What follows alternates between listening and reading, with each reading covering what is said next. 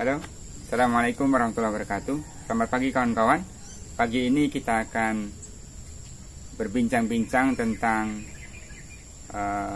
bertani ya, ataupun bercocok tanam, yang mana petani saat ini banyak mengeluhkan harga pupuk, terutama pupuk kimia, itu sangat tinggi harganya atau bisa dikatakan mahal, dan belum lagi ditambah dengan kelangkaannya. Langka di sini karena untuk pupuk kimia yang disubsidi.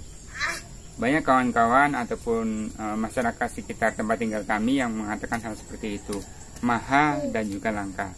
Padahal ada banyak yang bisa kita manfaatkan untuk pengganti pupuk kimia itu.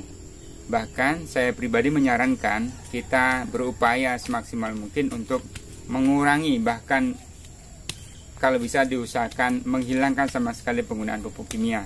Karena kita tahu bersama penggunaan pupuk kimia dalam jangka panjang justru akan merusak kondisi tanah atau juga berbahaya untuk kita sebagai manusia untuk mengkonsumsi hasil dari tanaman yang menggunakan pupuk kimia. Kawan-kawan sekalian, ada banyak yang bisa kita manfaatkan di sekitar kita, terutama adalah limbah ya, limbah dari ternak, limbah dari pertanian kita, itu bisa kita gunakan untuk pembuatan kompos ataupun bokasi. Salah satu contohnya adalah yang saya buat menggunakan kohei kambing ataupun kotoran dari kambing. Menggunakan kohei kambing dicampur dengan sekam padi, itu kita komposkan menggunakan probos ya. Probos sendiri nanti bisa dilihat cara pembuatannya, yakni Promol 12 yang isinya adalah mikroorganisme lokal, kumpulan beberapa mikroorganisme yang bisa digunakan untuk fermentasi atau pupuk kompos. Kawan-kawan sekalian, ada mungkin pertanyaan, kenapa sih pupuk kandang ataupun kompos atau pupuk kandang ataupun kohei kotoran hewan ya, kohei kambing ataupun kohei sapi atau ayam gitu tidak digunakan secara langsung gitu ya. Sana adik ya. Ada beberapa alasan. Yang pertama adalah kalau kita menggunakan secara langsung itu akan ada efek yang tidak baik bagi tanaman. Yang pertama,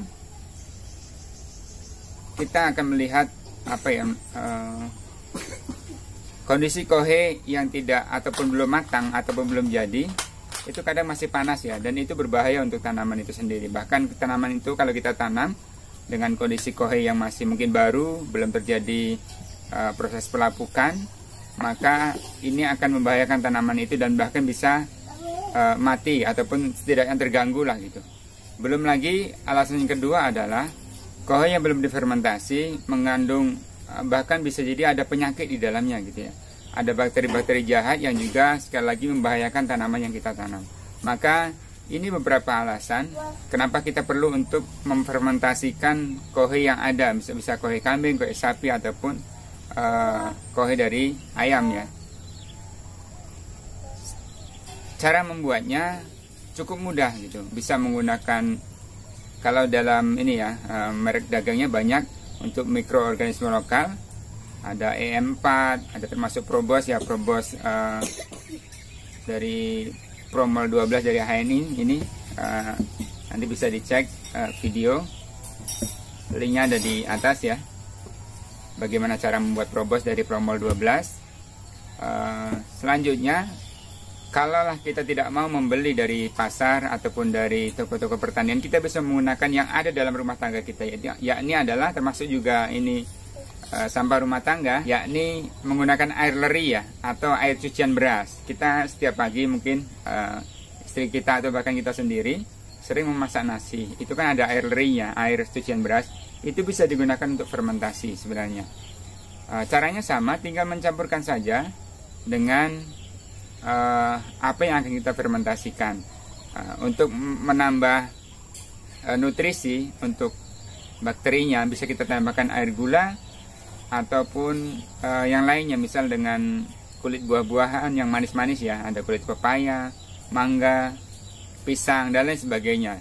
Itu untuk nutrisi dari mikroorganisme agar dia berkembang lebih banyak lagi. Kembali yang pertama tadi, kenapa kita tidak menggunakan pupuk kandang ataupun kohe itu secara langsung? Sebenarnya yang dipentingkan bukan kandungan di dalam pupuk kandang itu, tetapi adalah ketika terjadi proses fermentasi, ada bakteri banyak di dalamnya. Bakteri-bakteri itulah yang akan nantinya menyerap unsur N yang ada di udara. Bisa di searching di Google ataupun di internet.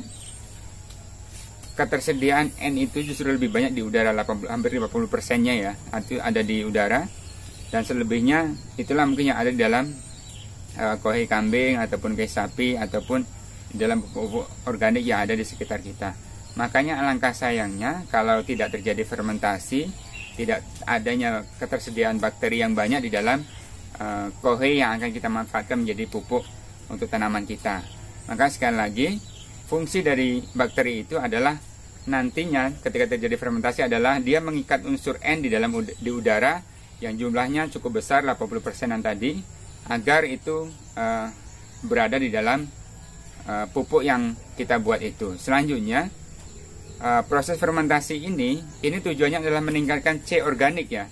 Kita tahu ketika C organiknya tinggi, maka fungsi dari pupuk itu juga akan optimal dan berguna sangat baik untuk pertumbuhan tanaman. Demikian kawan-kawan, ini setidaknya sekilas info yang mungkin masih banyak kawan-kawan yang bertanya, kenapa tidak langsung pupuk kandang itu kita gunakan langsung, tetapi kenapa kita harus fermentasikan menggunakan mikroorganisme lokal ataupun menggunakan bakteri baik untuk pengurainya. Demikian, semoga ini bermanfaat bagi kawan-kawan dan kita simak mungkin cara pembuatannya, bagaimana membuat kompos, membuat bokasi dan lain sebagainya. Tonton terus video di Keluarga Petani, semoga bermanfaat dan memotivasi kita untuk bertani dan membagikan semangat kita kepada yang lainnya, bahwasanya bertani itu asik dan menyenangkan. Assalamualaikum warahmatullahi wabarakatuh.